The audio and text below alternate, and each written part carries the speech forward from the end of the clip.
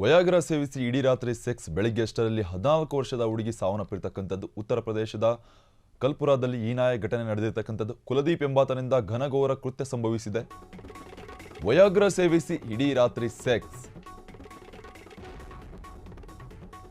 ಬೆಳಗ್ಗೆ ಅಷ್ಟರಲ್ಲಿ 14 ವರ್ಷದ ಹುಡುಗಿ ಸಾವನ್ನಪ್ಪಿರತಕ್ಕಂಥದ್ದು ಹೀನಾಯ ಕೃತ್ಯ ನಡೆದಿದೆ. ಈ ಹೀನ ಘಟನೆ ನಡೆದಿರತಕ್ಕಂಥದ್ದು ಉತ್ತರ ಪ್ರದೇಶದ ಕಲ್ಪುರಾದಲ್ಲಿ.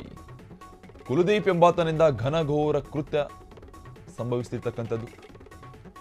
ವಯಾಗ್ರ ಸೇವಿಸಿ ಇಡೀ ರಾತ್ರಿ ಆ ಹೆಣ್ಣು ಮಗುವಿಗೆ ಕಾಟ ನೀಡಿರ್ತಕ್ಕಂಥದ್ದು ಕೀಚ ಕಾಮುಕ. ಬೆಳಿಗ್ಗೆ ಅಷ್ಟರಲ್ಲಿ 14 ವರ್ಷದ ಹುಡುಗಿ ಸಾವನ್ನಪ್ಪಿರ್ತಕ್ಕಂಥದ್ದು ಉತ್ತರ ಪ್ರದೇಶದ ಕಲ್ಪುರಾದಲ್ಲಿ ಹೀನಾಯ ಘಟನೆ ಸಂಭವಿಸಿದೆ. ಕುಲದೀಪ್ ಎಂಬಾತನಿಂದ ಘನಘೋರ ಕೃತ್ಯ ಸಂಭವಿಸಿರ್ತಕ್ಕಂಥದ್ದು. ವಯಾಗ್ರ ಸೇವಿಸಿ ಇಡೀ ರಾತ್ರಿ ಆ ಮಹಿಳೆಗೆ, ಆ 14 ವರ್ಷದ ಪುಟ್ಟ ಬಾಲಕಿಗೆ ಈ ಒಂದು ಘಟನೆ ಸಂಭವಿಸಿರ್ತಕ್ಕಂಥದ್ದು ಉತ್ತರ ಪ್ರದೇಶದ ಕಲ್ಪುರಾದಲ್ಲಿ.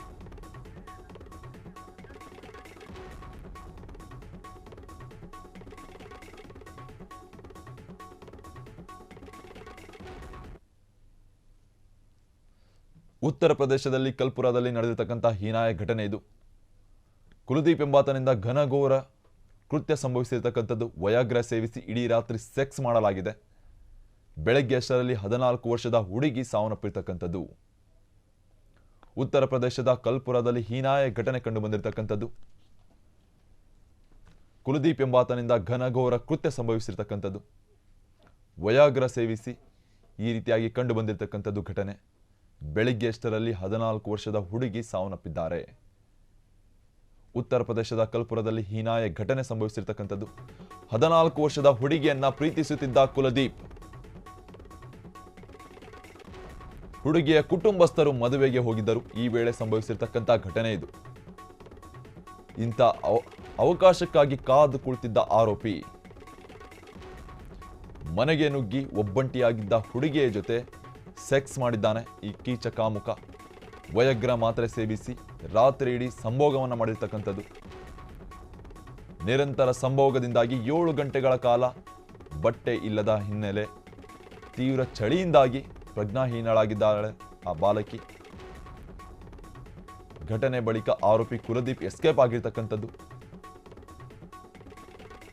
ಸದ್ಯ ತಲೆಮರೆಸಿಕೊಂಡಿದ್ದ ಕುಲದೀಪ್ ಪೊಲೀಸರ ವಶಕ್ಕೆ ಕೂಡ ಪಡೆಯಲಾಗಿದೆ. ಸಿಕ್ಕಿಬಿದ್ದಿದ್ದಾನೆ ಕೀಚ ಕಾಮುಕ. 14 ವರ್ಷದ ಹುಡುಗಿಯನ್ನ ಪ್ರೀತಿಸುತ್ತಿದ್ದ ಕುಲದೀಪ್. ಹುಡುಗಿಯ ಕುಟುಂಬಸ್ಥರು ಮದುವೆಗೆ ಹೋಗಿದ್ದರು. ಇದೇ ವೇಳೆ ಕಾದು ಕುಳಿತಿದ್ದ.